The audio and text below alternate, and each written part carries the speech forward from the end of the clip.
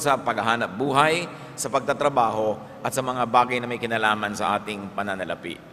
Amang Diyos, salamat sapagkat kayo ay God of wisdom, God of everyday life. Humihingi kami ng karunungan na maunawa yung salita at nan sa ganon, magkaroon ng magagandang bunga sa pang-araw-araw na pamumuhay. Salamat po sa iyong karunungan na ibinibigay sa amin.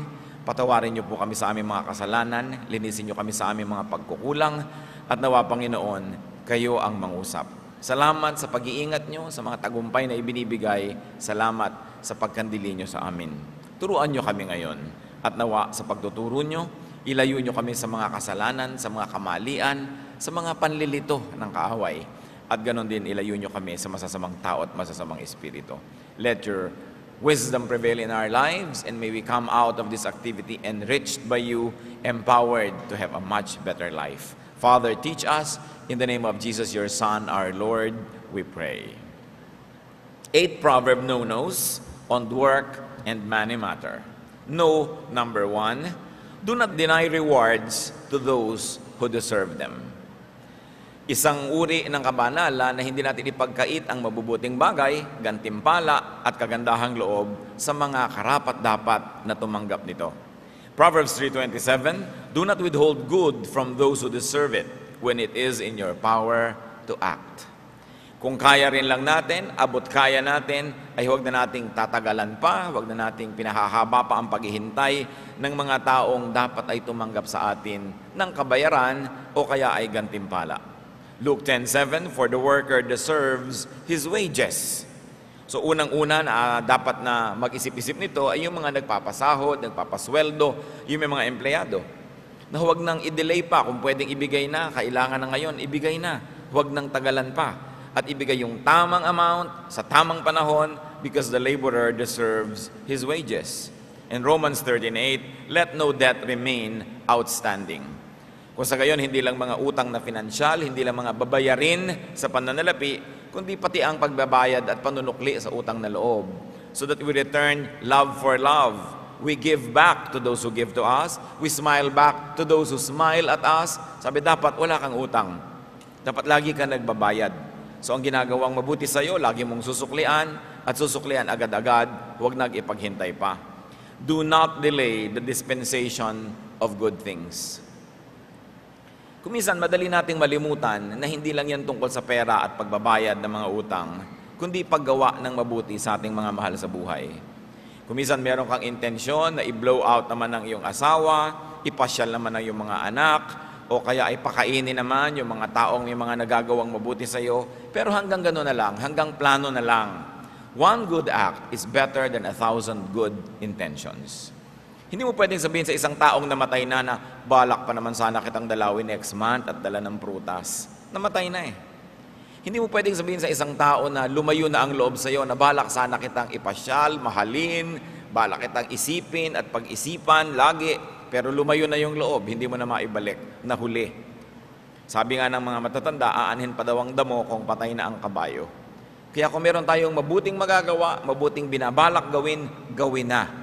Una, hindi tayo nakakatiyak na pag ginawa natin yon ay welcome pa doon sa tatanggap yung ibibigay natin. Hindi rin natin alam kung siya'y malusog pa o buhay pa o gising pa, kumpleto pa ang pag-iisip sa panahon na gusto na nating ibigay. At hindi rin natin alam kung sa panahon na gusto nating ibigay yon, tayo'y malakas pa o buhay pa. Dapat ibigay na natin agad ang mga dapat ibigay. Proverbs 3:28, do not say to your neighbor, come back later, I'll give it tomorrow, when you now have it with you. Nanghihiram, humihingi, nagpapatulong ang tao, pwede mo nang ibigay, papatagalin mo pa. Kung minsan merong nanghihiram sa'yo ng pera, pero sige, next week gagawa ako ng paraan, pero kaya mo na ngayon. Pero ayaw mo namang magmukhang dali-dali kang nagkapera dahil baka kaabusuhin. Pwede mo naman sabihin, alam mo, ang tagal-tagal kong inipon-ipon ito, o eto ngayon, na sabi mo rin na hindi naman ganun kadaling maglabas sa'yo ng pera para hindi ka abusuhin, pero hindi mo naman tinagalan pa ang pwede mong ibigay na. Kindness delayed is kindness denied. No? Bakit naman gusto natin at sinasabi sa Biblia na ibigay mo na yung dapat ibigay, huwag mo nang tagalan? Una, dahil mahal ng Diyos yung mga nangangailangan na dapat nating tulungan. Pero huwag nating kakalimutan, na ipinagagawa sa atin yon dahil mahal din tayo ng Diyos.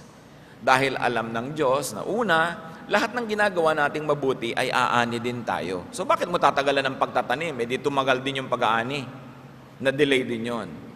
At alam din ng Diyos na kung meron tayong mabuting kalooban at ninanais gawin na mabuti, pag hindi natin nagawa at hindi na tayo nagkaroon ng pagkakataong gawin yon, maaari tayong pahirapan ng ating budhi.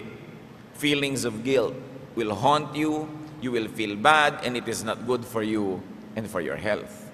Kaya sa Proverbs, makikita natin lahat yung kabutihan na yan. Hindi lang pang ibabaw ng mga kabutihan, hindi lang yung mga instant results, kundi may malalalim na counterpart yan in the spiritual world na kahit hindi natin nauunawa ngayon, sundin na lang. Hindi magiging Proverbs ang Proverbs kung yan ay hindi napatunayan ng maraming saling lahi at ng mahabang panahon ng pagsunod at pagsuway na tama nga yan. So sundin natin dahil nauunawaan, at kung hindi nauunawaan, sundin pa rin. Kesa naman ang ating pairalin sa ating buhay ay kamangmangan, katigasan ng ulo, sapagkat yang nakasulat dyan ay napatunayan na totoo at epektibo. At huwag ding mambitin. Merong mga anak, dadalaw sa mga magulang nila sa probinsya, bibigyan naman, aabutan naman pala ng pera. Pero kung kailan aalis na at pabalik na sa Manila. Samantalang iisip-isip yung matatanda, ano kaya ang bibiling kong ulam? Ano kaya ang ipapakain ko sa mga ito? Magkano kaya ang ibibigay sa akin? Uubusin ko kaya itong nalalabi kong savings dito? Paano kung konti lang ang ibigay? Paano na ako bibili ng gamot ko? Etc. etc. Meron din naman kuminsan, pupunta ka sa isang, inimbita ka na isang church, sa isang kelayo-layong lugar, isang linggo ka doon at kung ano-ano. Mabuti ng mabuti kung yung speaker ay may baon, pero kung kailan aalis ka na at sasakay ka na dun sa bus at saka palang ibibigay sa iyo yung love gift, so hindi ka malang nakabili ng kahit na maruya na pang uwi sa pamilya mo dahil kahuli-hulihang sandali na ibinigay. Dapat kung may ibibigay kayo, ibigay nyo na agad para yung pinagbigyan nyo makapagplano kung paano siya gagastos, kung paano ba siya magtitipid. Huwag nang tagalan. Do not keep people in suspense. It's a very important practical wisdom that godly people should never forget. Another Proverbs no, do not be lazy. Kailangan pa ba naman pag-usapan yan? Pero sabi nga ng marami, ang paalala daw ay gamot sa taong nakalilimot. Kuminsan pinag-uusapan natin, ba't kaya mahirap ang ating mga mamamayan? Mayaman ng Pilipinas, mahirap ang maraming Pilipino. Totoo rin naman kasi maraming taong tamad. Wala nang inisip kundi ubusin ang oras sa pagsasaya, sa pagtulog, sa pagpapahinga, sa pag-inom, sa pagchichismisan, sa paglilibang-libang, pero walang ginagawa na productive effort. Proverbs 20:13, do not love sleep or you will grow poor. Stay awake and you will have food to spare. Natutulog ang tao para magkaroon ng lakas para makapaghanap buhay. Hindi siya natutulog para lang matulog ng matulog at hindi nabubuhay ang tao para itulog lang ang buhay. And very importantly, do not associate with lazy people. Do not reward laziness. Kung minsan may mga kapatid ka na productive, merong mga tamad, pero yung tamad, yun pa ang palahingi, yun pa ang palaasa, yun ang maraming iniisip na gastahan. Kailangan hindi laging sinusuportahan ang mga hilig at mga bisyo ng mga tamad. Sapagkat lalo lang silang nasasanay na magpakatamad at iasa ang kanilang buhay dun sa mga masisipag. True godliness will result in industry. It will result in us becoming very, very good and excellent and fruitful workers. Hindi bagay ang tamad sa mga Kristiyano, sa mga sinasabing sila'y anak ng Diyos. Sapagkat sa Biblia, nakita natin na sa 7 araw, 6 na araw nagtrabaho ang Diyos. At sa ika-7, nagpahinga. We've got to earn the bread we eat. We've got to earn the food we eat. Unless we're too old, too young, or too weak, we are not exempted from having to work. Kung minsan din nakikita mo marami mga tao, hindi pa naman talaga mahina, nagre-retire na. Kaya tuloy nabibilis ang paghina. We can semi-retire, we can slow down a little bit, pero habang nabubuhay ang tao, mas magandang productive siya. Naghahanap buhay pa rin. Habang kaya ng isang tao na siya ay kumita fully o partially, dapat ginagawa yon. Hindi yung ambisyon na lang natin. Kung minsan, iasa na lang ang buong panahon ng pagtanda natin sa ating mga anak. Bagamat mabuti, mainam, dapat na ang mga anak ay maging supportive sa mga parents, mabuti rin na ang mga magulang, habang kaya natin, huwag muna tayong umasa. No? Kasi kung minsan, yung mga anak din naman natin, hindi naman pag-abot-abot ang kinikita nila, pagkatapos mag-aasawa pa sila, magpupundar, magsisimula sa buhay, nakagagapos sila. Minsan hindi na sila makaangat-angat, hindi na sila maka-take off sa dami ng dala-dala ng mga umaasa sa kanila. Ngayon, mainam lang umasa kung tayo sobrang tanda na nga, o sobrang bata pa lang, o sobrang mahina ang katawan natin dahil tayo may karamdaman. But we should always be productive. At ang tao talaga, pati yung mga brain cells niya, nare-refresh, nare-renew, kung siya lagi nagtatrabaho at na-challenge mag-isip. Hindi yung inaagad natin at dinadalian ang sobrang pagpapahinga, sapagkat yan ay hindi rin nakakabuti sa ating sariling kalusugan. Do not be lazy. And another Proverbs no-no is do not cheat in business. Proverbs 20:23, the Lord detests differing weights, and dishonest scales do not please Him.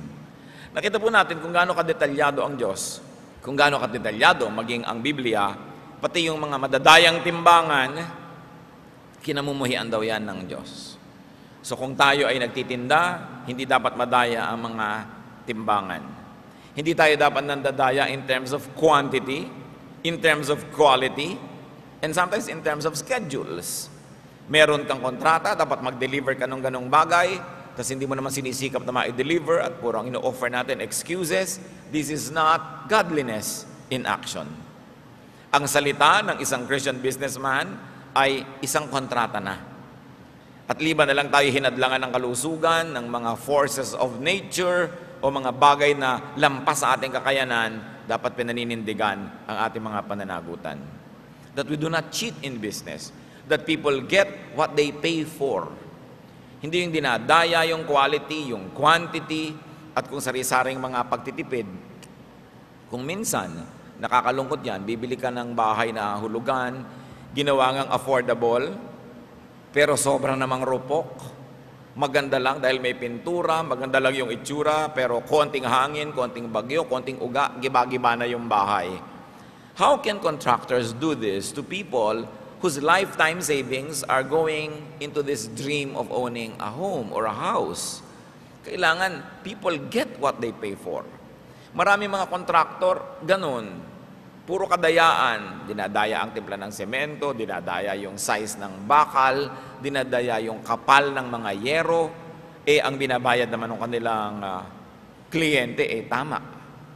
Hindi yan ginagawa ng mga Kristiyano. Again, bakit? Sapagkat ang itinatanim ay inaani. Pag ang tao naniniwala na may Diyos, hindi siya mandadaya. Sapagkat ang Diyos ang nagsasabi na kung anong itinatanim mo, aanihin mo. So bakit mo magtatanim ka ng hindi maganda na ikaw din ang aani? Another no-no na itinuturo po ng Proverbs, at ito yung madalas nating ulit-ulitin, pero parang hindi nadidinig ng iba, patuloy pa rin silang nabibitag na ganitong problema. Do not be a guarantor. Proverbs 22:26, do not be a man who strikes hands in pledge and puts up security for debts. Merong lalapit sa'yo, uutang ako, pwede ka bang maging co-maker, pwede ka bang maging guarantor, payag ka naman ng payag agad, o kaya nahihiya ka, papayag ka, so napapahama ka ngayon pagka hindi siya makabayad. Ang tanong ng iba, paano po kung talagang gusto ko naman makatulong, at talaga hindi na po ba ako tutulong sa mga kaibigan ko, kamag-anak na nagpapagaranti? Tumulong ka kapatid, hindi masama, pero maging handa ka na magbayad. Kasi pag nag-guarantee ka, ibig sabihin nun, hindi ka lang pumipirma doon. Sinasabi mo, pag hindi ka nakabayad, ako magbabayad. Pagka hindi mo na kayang magbayad, ako ang magbabayad. O kaya kaya mo pero tumakbo ka, ako pa rin ang magbabayad. At handa kang patawarin yung tumakbo sa utang niya at ikaw yung napahamak. Pag handa ka sa ganung mga bagay, okay, mag-guarantee ka.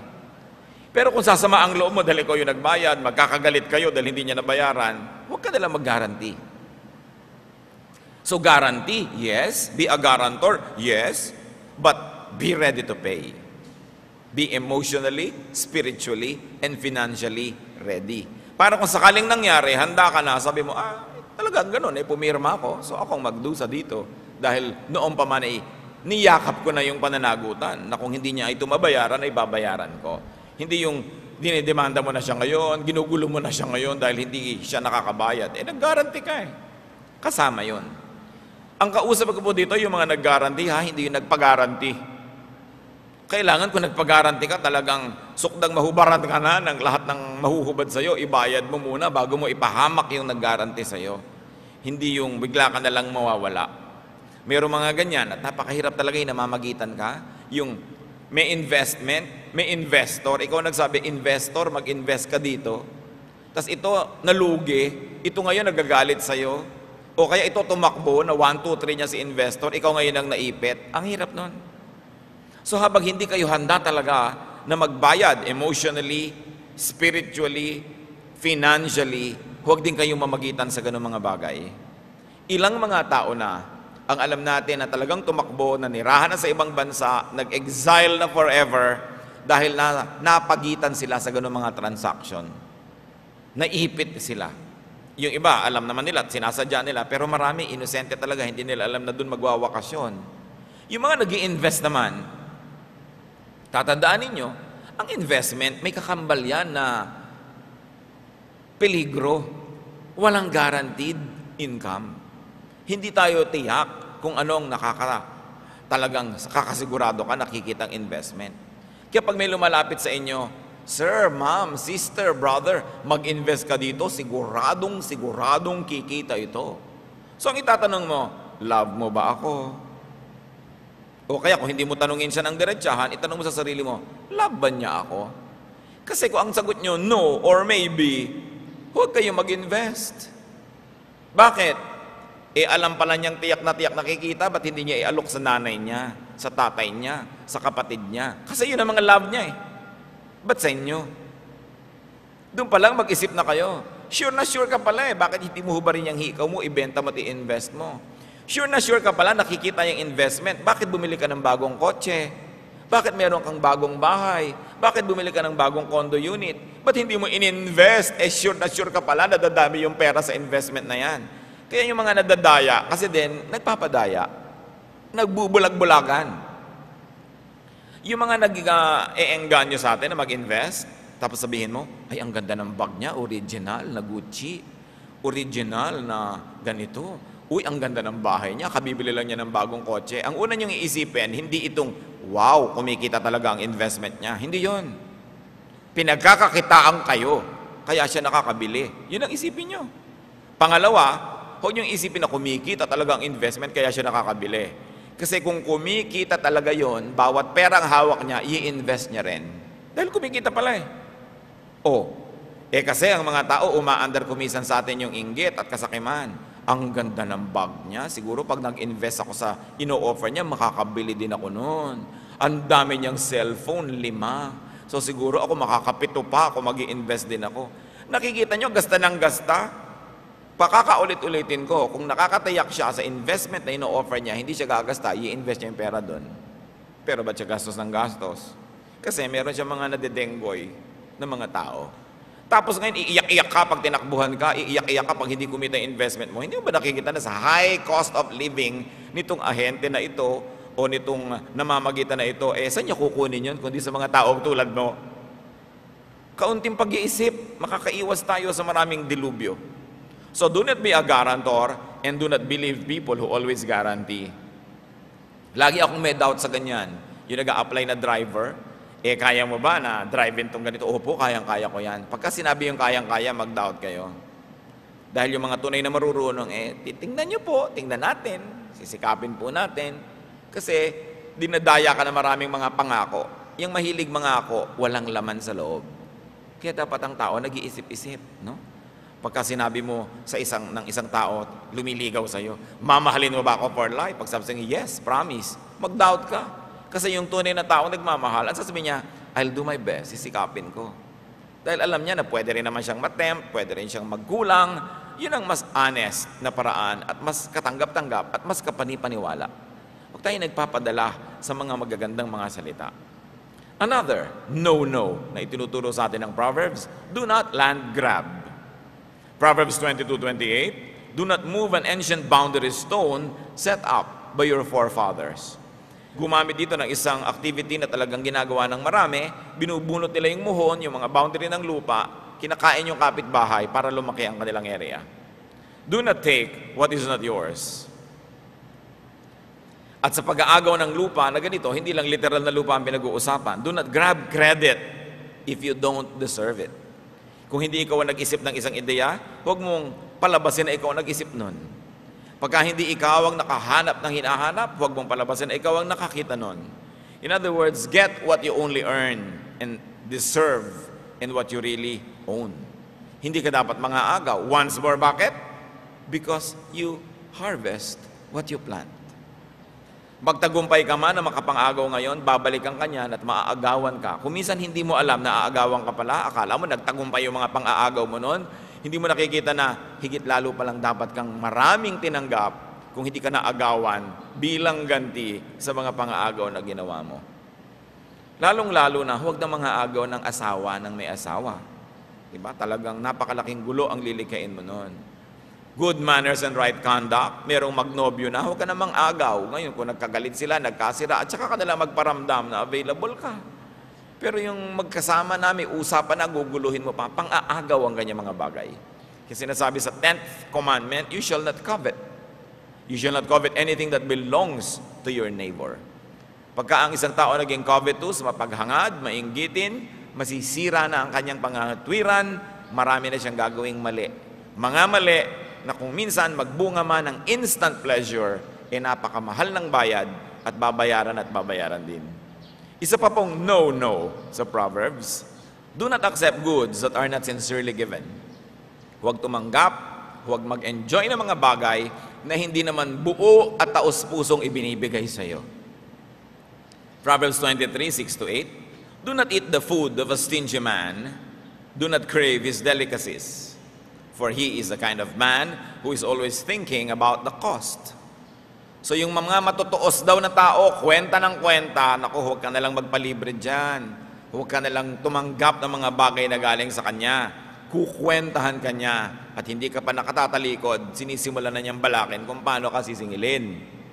Eat and drink, he says to you, but his heart is not with you. You will vomit up the little you have eaten, and you will have wasted your compliments. Kung hindi daw taos-puso ang pagbibigay, huwag mo na lang tanggapin. Sabi na matatanda, kung hindi ukol, hindi bubukol. Hindi talaga para sa'yo, kahit makuha mo, medyo nahiya-hiya, ibinigay sa'yo dahil ang pilit-pilit mo, hindi mo rin ma-enjoy yon. Sabi, you will vomit what you have eaten. Mahirap kumisang maunawaan ang kahulugan ng mga salitang ito. Dahil merong mga talagang eat and run, ano ngayon kung ayaw niya, nakain ko naman. Ano ngayon kung ayaw niya ibigay, nakuha ko naman. So akala natin, nanalo na tayo noon, nagwagi na tayo. But the Word of God is true. And the wisdom of the Proverbs has been tested by the years, in fact by the thousands of years. So kung akala natin, nananalo tayo at meron tayong kabig, kahit na hindi gustong ibigay sa atin yung ating tinatanggap, hindi yun totoo. Do not take what is not given from the heart. Even affection, even gifts. Pagka hindi sincere, it will not accomplish for which you think it was meant to be given. It's a spiritual law. And if it is mysterious, we do not know how to obey, we don't know why we should obey it, just obey anyway. Sinabi kasi, pag alam mo na pabalat bunga, huwag mo nang tanggapin yung iniaalok. Pag alam mong napilitan lang na isasama ka, yung lalakad na sila, biglang nakakalat ka, ay, sama ka. Wala ka naman sa plano. Huwag ka nang sumama. Kalabisan ka doon. Una, maaagawan sila ng kasiyahan dahil mayroong element na nandun na hindi naman nila inaasahan nandun. At ikaw man, hindi ka naman lubusang masisiyahan dahil alam mong hindi ka talaga kasali. Half given. Maraming ganyan. Kahit yung mga sexual favors na kinukuha sa through sexual harassment, yung gusto-gusto mo ang isang tao, empleyado mo siya o may kapangyarihan ka, tapos pipilitin mo siya, hinug sa pilit. Kaya mapait daw yan, sabi ng mga matatanda. Huwag na lang, pagka hindi talagang suko at ibinibigay ng lubos, ano man yon, huwag mong ipilit. Huwag ka nagnanakaw ng halik. Diba? Kung hindi ka naman talaga hinahalikan, huwag ka magnakaw ng halik, kamumuhian ka lang. Makakainisan ka, maitutulak ka pa. At magtagumpay ka man, dun sa moment na yon, hindi ka na makakahalik uli. No? Napaka-importante yan. Tulad ng marami sa ating mga kapatiran, Pastor, pakis. Ano ako, artista? Nakikita kasi nila, may kinikisan ako, mga pinsan ko yun, ano? Mga kamag-anak ko, mga kaibigan ko matatalik. Ngayon, kung hindi tayo ganun, huwag na kayo magpakis. Diba? Dahil hindi naman dapat pinaggagawa yan. Nagbo-volunteer ka kung gusto mo, pero hindi yan bigla na lang inaagaw, bigla ka na lang dinagit, no? At naskoran ka na. Nakakahirap ng loob. Ano man yon? Pag sa hindi ibinibigay sa iyo, hindi kusang ibinibigay, huwag mong mithiin. Mapakla, mapait ang bunga ng nakaw. Akala mo lang masarap yon, pero sabi sa Biblia, may bayad. Madalas ang bayad, hindi natin alam. Nagbabayad pala tayo. Kaya pala kahit kuminsan anong gawin mo negosyo, hindi mag-click. Kaya pala kuminsan, ang sama-sama lagi ng pakiramdam mo, o laging mali ang nangyayari, o parang wala nang tama na mangyari sa buhay mo, nagbabayad ka pala. Pag lagi nangyayari, isipin natin, ano kaya, Diyos ko, ang mga utang kong di ko alam na utang ko pala, binabayaran ko tuloy. Bakit mahalaga na malaman natin kung ano yon? Para huwag na nating tuloy-tuloy pang gawin ang hindi dapat. Para matigil ang mga bagay na hindi dapat dumadating sa atin, pero dating ng dating, dahil tayo rin naman kasi yung humihimok na dumating yun sa buhay natin. Another no-no, do not exchange the truth for goods, for money, for material gain. Parang kuminsan, hindi na ganyan ang takbo ng panahon. Nabibili ang mga witnesses, nababayaran, pati mga hukom, siyempre hindi lahat. Pero nililimot na ng tao yung mga katuruan na huwag mong ipagpapalit ang katotohanan para lang sa pera, para lang sa material gain. Why? And why not? Because God is truth. Even Jesus is truth. So when you compromise the truth for material gain, you're actually abandoning God. You're abandoning the very concept of God, and you're abandoning the very, very character of God, and that God is truth. And that godliness means truthfulness. Proverbs 23:23, buy the truth and do not sell it. Get wisdom, discipline, and understanding. Dapat yata nakalagay yan sa malalaking mga letra sa ating mga hukuman. Dapat nakalagay yan sa malalaking mga letra sa ating mga government agencies. Kahit sa mga churches, kahit saan, buy the truth and do not sell it. Sasabihin natin, hindi ko naman sinesell yung katotohanan. Totoo. Pero kung minsan, kinakampihan natin yung makapangyarihan kahit sa sinungaling, we are selling the truth. We are selling out on our truthfulness. Kung minsan may naaaping isang tao na makatotohanan, makadiyos, hindi ka nalang kikibo. Kasi yung nang-aapi, makapangyarihan, may pera, o may napapala ka sa kanya, that is a way of selling the truth. Nabebenta ang katotohanan, nabibili ang tao. Nagbubulag-bulagan siya sa kasinungalingan, o siya mismo ay nagsisinungaling, o hinahayaan niya na umira lang kasinungalingan dahil meron siyang napapala sa pagbubulag-bulagan at pagbibingi-bingihan. Pero isang uri ng pagtataksil sa Diyos, sapagat ang Diyos ay katotohanan. Ang mga taong makadiyos ay mabubuhay sa katotohanan, anuman ang maging halaga nun na dapat niyang ibayad. Kaya sabi, buy the truth. Meron kang ipapalit. Kuminsan hindi ka na-promote kasi truthful ka. Kuminsan hindi ikaw naging paborito kasi honest ka. Pero sabi niya, buy the truth and do not sell it. God is on your side when you do this. And we know that godliness is not always about instant gratification. Na ang tunay na mga kasiyahan sa piling ng Diyos ay hindi laging bigla-biglaan, kundi dumarating sa pangmatagalan in the long run when you run the race and finish it. Hindi tayo dapat mainipin sa gantimpala, lalong-lalo sa gantimpala sa mga nabubuhay sa katotohanan. Yung mga bigla-biglang mga gantimpala at mga sarap sa buhay, kadalasan, si Satan na may offer niyan. Enjoy now and pay later. But the Lord and godliness is about building things up for the long haul, for life that is way, way ahead. Hindi yung mga bigla-biglaan lamang. Sabi nga sa Tagalog, nitong Proverbs 23:23, hanapin mo ang katotohanan, karunungan at unawa. Pahalagahan mo ang mga ito at huwag pababayaang mawala. It is a spiritual law. Once more, it can be mysterious. The meaning, the immediate value, and benefit is not always readily visible. Pero tulad ng nasabi na natin, salita ng Diyos, sundin. Whether or not we agree, whether or not we understand. Marami pa pong sinasabing no, no, no sa Proverbs, pero huli sa pag-aaralan natin ngayon, do not enjoy now and pay later. Do not gaze at wine when it is red, when it sparkles in the cup, when it goes down smoothly. In the end, it bites like a snake and poisons like a viper. Your eyes will see strange sights, and your mind imagine confusing things. You will be like one sleeping on the high seas, lying on the top of the rigging. They hit me, you will say, but I am not hurt. They bit me, but I don't feel it. When will I wake up so I can find another drink? Huwag daw mabuhay sa paglalasing. Maraming mga equivalent yan. Do not be high on alcohol. Do not be hooked on drugs. Do not be addicted to artificial intoxication. Sabi yung alak, masarap inumin, masarap sa bibig, masarap lunukin, pero ang sipa later. Kaya pa nating maintindihan kasi yung mga wine na ginagawa sa Mediterranean areas, sa Israel, sa Greece, sa Spain, sa Italy, yung sa mga area na yan, yung wine talaga masarap sa bibig. So pwede ka talagang masarapan, uminom ng uminom, tapos bukas ang sakit ng ulo mo, lasing ka. Nung lasing ka pala, sinaksak mo yung kumpare mo, sinaktan mo yung asawa mo, sinunog mo yung bahay nyo, binusan mo ng kumukulo mantika ang anak mo nung bangag ka, tapos paggising mo, nagdurusa ka, pero maya-maya naghahanap ka na naman ng bagong fix. Paulit-ulit lang ang ganito mga bisyo.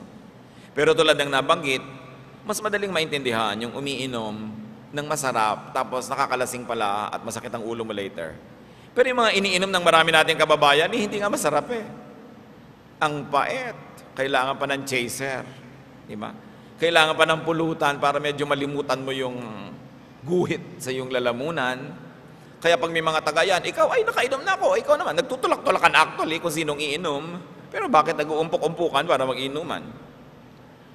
What the verse is saying is, do not exchange a morning after headache for a besotted sleep. Huwag ipagpalit, no? Sa konting sarap sa pag-inom, yung bukas may headache ka, may problema ka pala, meron ka palang gagawin na hindi mo nagawa, meron ka palang hindi mo dapat gawin na siya mo namang nagawa. Do not let the devil take tomorrow just so to have a good time tonight. Do not sacrifice long-term for short-term pleasure. And do not rest now and then work later because you did not do your work at the time that you should be doing it. Plant first. Do the right thing first so that you will harvest at the right time. Isa yan sa mga dapat nating laging tandaan. Lalo sa ating kultura. Lagi na lang nagiinuman ng mga tao. Bakit naman yung mga tunay na lalaki, hindi naman makapagkita-kita ng hindi nalalasing? At hindi naman titigil uminom hanggang hindi lasing. Sana uminom lang ng kote tapos tumigil na. Pero hindi, talagang 8 cases ng beer. Talagang hindi sila titigil hanggang hindi mga lango. Talagang hindi titigil hanggang hindi sila nag-aaway. Ang dami-dami naman magkakasundo nung nagsisimulang inuman, tapos mamaya nagsasaksakan na pala. Paano? Weak characters lean on strong drink. Yung mga duwag, hindi makapagsalita kundi lasing. Yung mga mahihina ang loob, hindi makapagtapat kung hindi lasing. Kailangan pa nilang lasingin ang mga sarili nila, tapos tatawagin nila yung sarili ang tunay na lalaki. Kailangan mong malasing para ka tumapang. Anong tunay doon?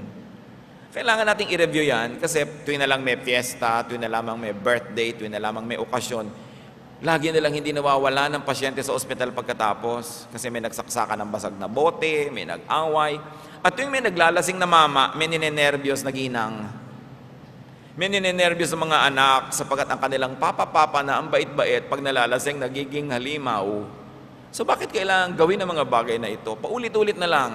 Tingnan ninyo, generation to generation to generation, yung mga tatay na mangiinom, nagkakaroon ng mga anak na mangiinom, nagkakaroon ng mga apong mangiinom, na usually pare-pareho naman silang nakalugmok sa kahirapan, pare-pareho mga lubog sa utang, pare-parehong walang maging bunga ang buhay, hindi pa rin natuto na dapat baguhin ang paraan ng pamumuhay. Kailangang tigilan ang ganito mga bisyo. So work, business, money matters are very important elements of life. Kaya nasa Proverbs. Kaya nasa Biblia. Distant tide in this experimental river.